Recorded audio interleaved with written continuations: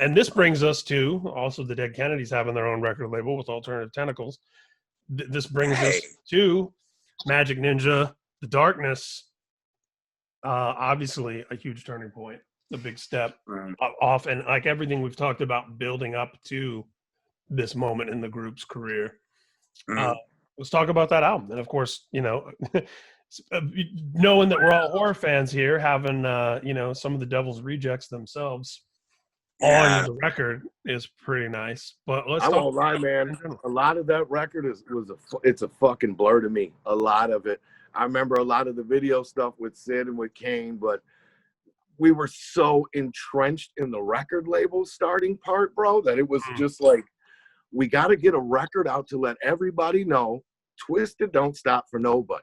So let's make a record. Let's get it out there to ease everybody's mind. We will continue. And then it was the decision. Do we continue as rappers, as a band, or do we try to embellish on the brand that we've created? And that's what we decided. And we were just enthralled, bro.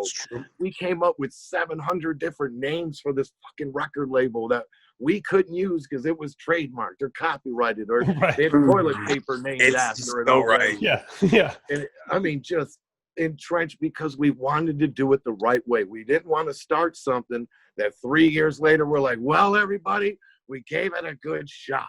We gave it a college try. No, but I'm glad. A legacy, man. Something that they can now, something else you can trust. You can put your trust into, that you can bond with, that you can have for fucking ever. We ain't going anywhere. I love that. Brand and a band you can trust. I like that. I'm glad. I mean, you get a piece of our merchandise, that motherfucker ain't gonna fall apart after a wash. The silk screen's not gonna fall off. If you get a novelty from us, the minute you grab it, it's not gonna fall apart. It actually looks like what you bought. Like integrity in every step and fucking facet of this game that they call it. From touring and stage sets to album planning to making sure that we're giving something that these kids can be engaged with and proud of when they see it. Like, we created that. Fuck yeah, look at them two idiots. Jesus Christ, they're on Saturday Night Live. Like, we created that. Be proud. That's what that's the biggest thing in our heart, man, right there. And I love that. I love that idea too of getting something out to let people know that it doesn't stop. It reminds me, it's random, but years ago when I was a reporter at MTV, I was covering some event and CeeLo was there, and this was before Crazy and his after the Goody Mob stuff. Yeah, it was just after Goody Mob, before I think his first solo record. Okay. And I was a huge Goody Mob fan. So were we. Black Ice remix, holy shit. Yeah, and he was just hanging out. He just happened to be around, and I was kind of like, I was a fan. I recognized him. I want to talk to him. So I did an interview with him, and I asked him about Goody Mob, and he told me in that interview that Goody Mob was over, that it was done, quit, broken up. So, we ran an MTV News story the next day that Goody Mob is broken up, and based on CeeLo with had been our source. Well, as it turns out, that was news to the other three guys. Of course it was. So, of course, right. So they put out a new album without him, like a year later, and the album was called One Monkey Don't Stop No Show.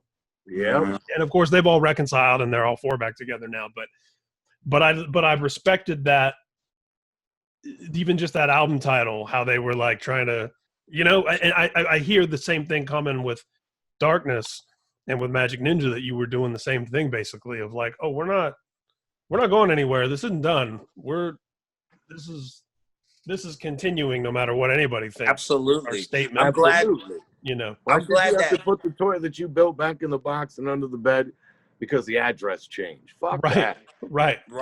No, I'm glad that Paul said that though, because that's very true. Because it was like that was the first time that we were putting out a major release from Twiztid on our own. So to say that it's clouded as far as memories, it's true, because we were wearing very many hats at the time. Right. And Dude, now we had to find it all. We had to We find still were, distribution. We had to find merchandise. yeah. We had to find everything.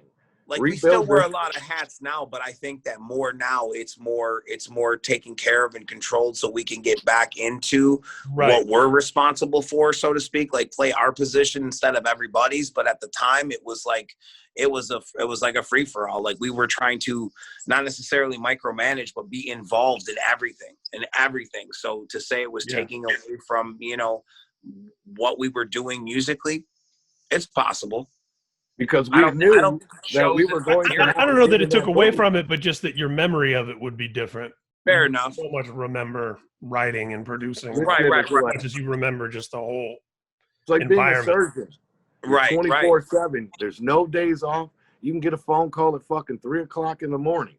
That's what it's like. And to be immersed in something like that, we knew that at some point we're gonna have to leave and go record and do videos and do all this. So we had to make sure that the people that we had in place were the perfect people for the job. And god damn it, dude, we fucking got the right prescription. We found the perfect people. Oh shit. The perfect people. I was like, what happened? I was like, oh shit, what happened? That was just that was a dramatic pause for emphasis. That was hella weird. I was like, what happened? Well, that's where you run the commercial. And then right. And so that, you know, it was just like I said, we were so immersed in everything else that I won't lie to you, dude. Recording that record is a fucking blur. I couldn't tell you a feature if we had anything like that. If you named a song, I could probably sing it for you. That's awesome. But such a blur. Oh shit. Well, that brings us right up. I'm still here. Hold on. Sorry. George is doing something to his phone. God damn it. Technical difficulties. Yes. Okay, there it is. Thank you. Oh my God. Well, that brings us into Continuous Evolution, which is 2017, which is bringing us close to the present also. So you had that whole experience with Darkness of getting your foundation, your infrastructure, and all of that laid and in place. So does that make Continuous Evolution a little less? Skip a New Nightmare? It was the first one, but it was not a release because it was we were not contracted to call ourselves Magic Ninja at that point. So that's fine. Yeah. Okay, go ahead.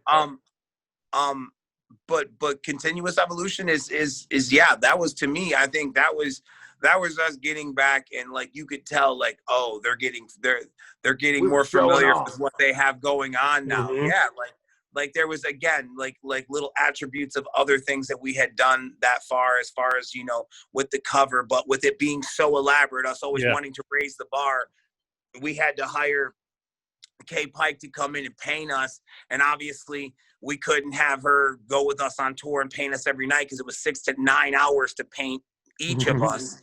So like, you know, and we're trying to figure out if there was a way to simplify it, and it just didn't work out. But the visually was gripping, to be the guys on the cover doing what needed to be done in the video, to have that, like, the thinking, like, to this. That's my favorite album cover since Freak Show, by the way. When you look at all the album covers together, absolutely, and really cool. Yeah, I love that. We really went all out, and we were trying to figure out ways of. It's always kind of that same throwback, but in a sense, it's Jamie and Paul, like, you know, diminishing their dark half, but you can't kill something that won't die because they don't die. Just showing you that we're not just cut, blood, gore, hack, slash. Like, we're showing you that we are extremely well-rounded MCs. And that's what I think you see on that record. It's like, oh, shit, dude. Again, they can do whatever they want. They want to take the paint off and do no breaks, just some hip-hop shit. They can. They want to put the paint on and do some scary, horrible, wicked, bloody shit. They can. That's the relationship that we built, that they just accept us for who we are. And who we are is whoever we are at that time in that moment. We embrace that. And it's a listenership and an audience that wants to be accepted and seen the same way for all of their. They do. Absolutely. You know, and I think that's how it connects. Right. I want to jump into Generation Nightmare, which you just mentioned for a second. And I already said, you guys already know I'm a House of Pain stan. So It's just a couple of scratches, but I know Lethal is on that record. It's true. How did that come about? Jamie's always been a fan of the Biscuit. You know it. You know it. And just had a shot, man. He was like, "Oh shit, we can get DJ Lethal." Like, yeah. He was like, yeah, and he was like, yeah, heartbeat. He was a teenager on that first the Everlast album when Everlast was with Rhyme Syndicate, right? House of Pain and Lethal. Absolutely. And he was Lethal was the one that looked most like he was in the fucking Jersey Mob. Lethal, I was like, that guy's got the money. That's the muscle and the money right there. For real. For real. Oh my God. But yeah, when he went to the Biscuit, Jamie's always been a huge fan, bro. And just to have, they could have fucking said anybody from that group. You can get Monkey, you can get Head, you can get anybody. Bring them. Oh, hell yeah. He threw Corn in there too. Yeah, no, we reached out to a bunch of people. One. Jamie, we did. Corn. We did, absolutely. No, we tried to reach out to a bunch of people, and it's like some people were like, yeah, you know, and some people were like, nah.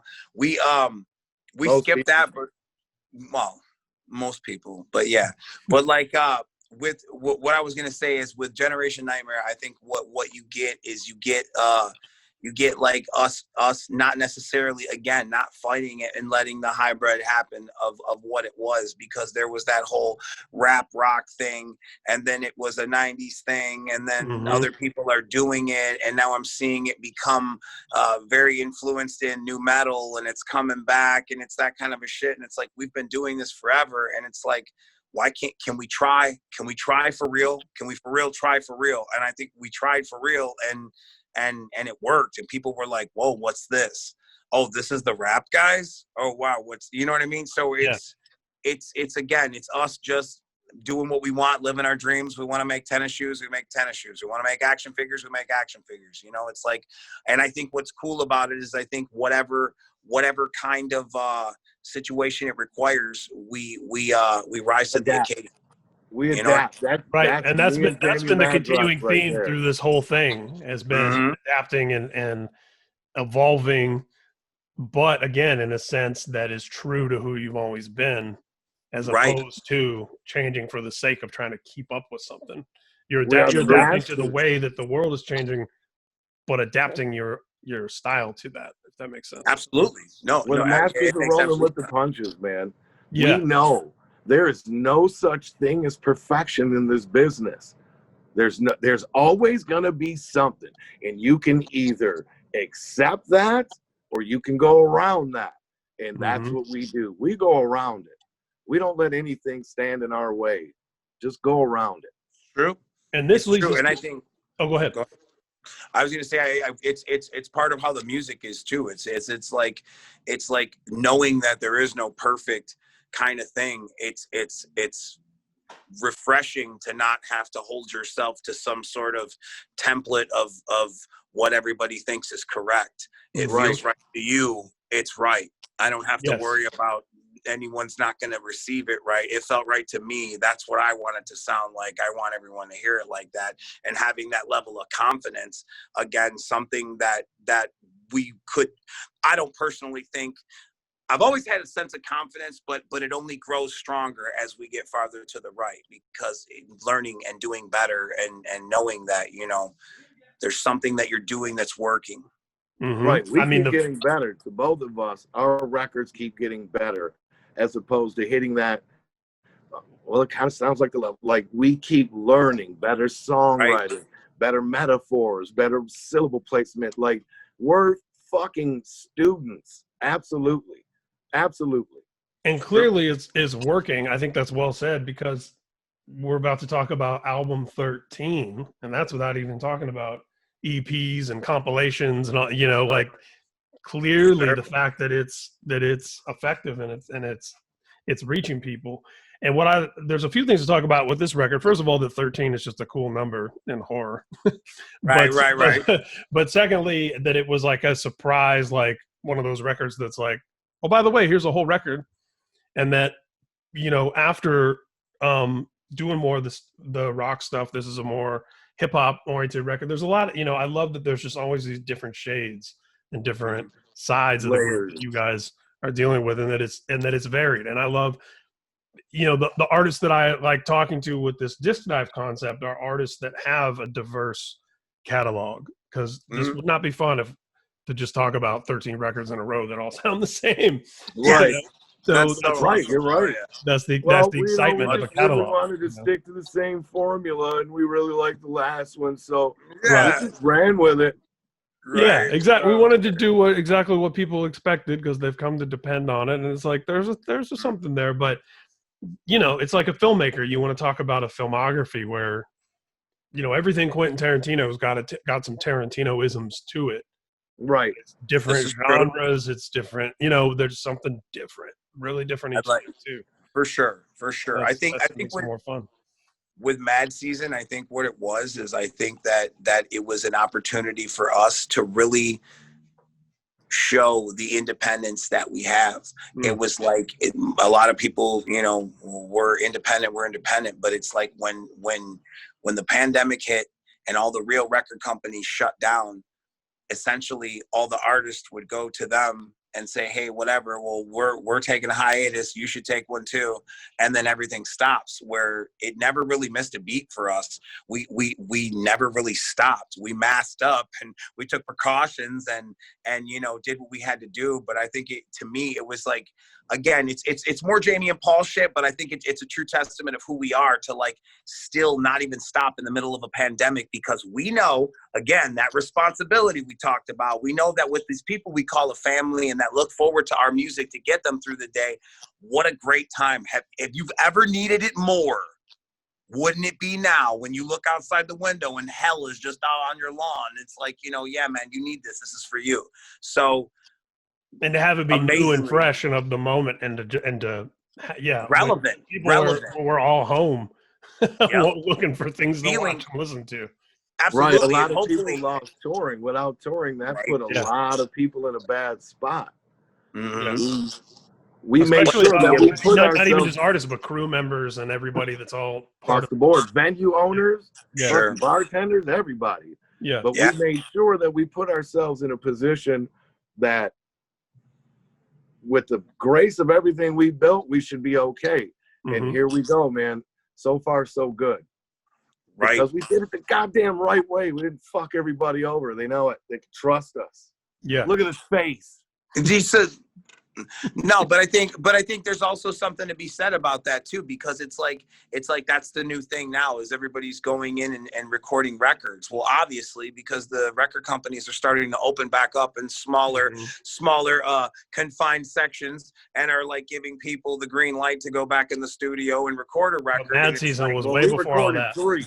well, what I'm getting at is another thing that Jamie and Paul are learning is momentum is very important.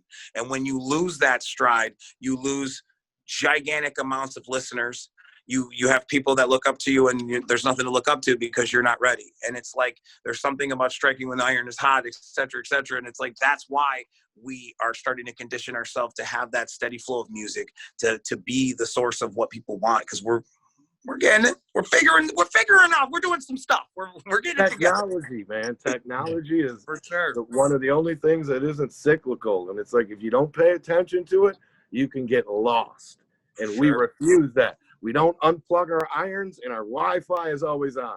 It's absolutely We true, stay man. connected to the digital streets. We're no longer in the hood, but we are in these digital streets like you would not believe. And I love how it just as a last thing, even to wrap it all up, as we've gone through the whole catalog, I love how self-contained, not just figuratively, but even literally, Twiztid is, where you have like your HQ and you have you've got all the tools, the whole infrastructure, everything built to allow you the space to focus on the creation. I think that's a lot of people. That's saw that admirable, and compound, that's they'd what be like, whoa. that's something so many groups should aspire to across all kinds of genres, to have that. I mean, that's believing in yourself.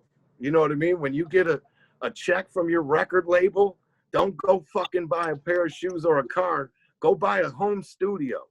Go do that. Exactly. Invest in yourself. Go learn how to launch a merch store and buy some t-shirts. Invest in your brand. Don't invest in your person. You will lose. It's kind of Shoes and cars are worthless. spend money now to make money later, right? It's Put money on the table now to get more later. Yeah, You want that 50, 60, 70, 80-year-old money. You don't want to be running from the tax man at 60 years old. They throw your old punk ass in jail, because they will. They will. It's crazy. I'm trying You to were tell like, you. they will. Yeah, They will. they will. It's- That's yeah, the true. don't That's fuck the true around. horror right there. That's the most terrifying horror. Right. We don't fuck with Yeah. the tax man. Right. No, I think that it's just important for us to be able to have the headquarters vibe, because it's like we are really hands-on with stuff, and it's good to be able to see people, not necessarily to check on them working, but when they're around, or hey, what do you think about this idea, or to be in the circle of what's going on. It's like there's always so many things going on here, and it's just like it's important. And so it is good. You're right. It is good to have some sort of a central hub for us to be, and it's important to the brand that we're building now and establishing over the next 5 to 10 years, to make it be something that will stand the test of time for something long after we're gone. Yeah, I think and if people, like you said, that 80-year-old. Yeah, if anybody could, if you saw that compound, you would be like, holy shit, for a band that rides the bottom. Well, I'll tell you, when all this is over and it's safe, I would love to come see that compound. Oh, Absolutely, man. you're more than You welcome. have to come see it, Absolutely. Brian, which I'm glad to know is not short for Brian, because I know a lot of Brians already. I don't know a lot of Ryans. I like it. Great. Yeah, man, anytime. Ryan means king and Irish, so That's what I thought. Hey, I didn't learn that till I Yeah. was an adult, but I like. But it also I was means taught to never musty kiss the fish Blarney Stone. in Swahili. So It does. Not a lot of people realize that. At least they don't talk about it like they should. Yeah, it's a little more Right. under the radar. no, Oh, man, yeah. we really appreciate you, bro. We Likewise. appreciate you putting us in front of your people. You know what I mean? Absolutely, A lot man. of people don't do that. We're Yeah. not sure why. We don't question it. We don't force ourselves on anybody. But when somebody does want to talk to us like this, we extremely appreciate it. I love it, man, and I got to give props to George because he does a lot. He's an ambassador, man. He really He is, People- man. him and I became friends very organically. You know, he just To know- and was like, "Hey, I You know, see some things you're doing," and it wasn't like a let's network. And then it just sort of naturally you start to, if you're in somebody's mix enough, you go, "I like this dude," and then what can we do together? And then here we are. Right. He Yeah, has that I mean- effect on people.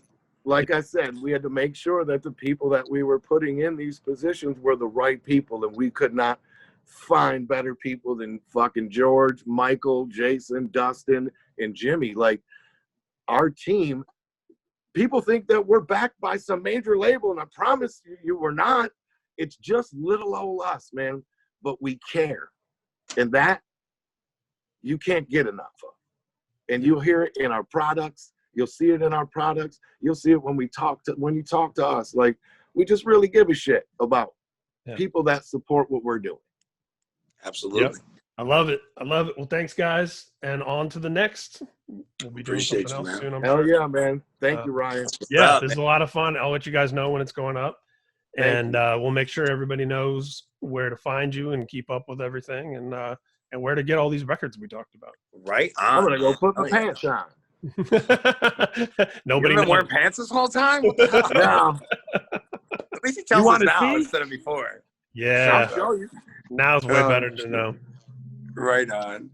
Well, appreciate your time, bro. Shit, man. Let us know if you need anything. We're fucking Yeah. literally a phone call away for you. Likewise. Thanks, guys. Thank you, bro.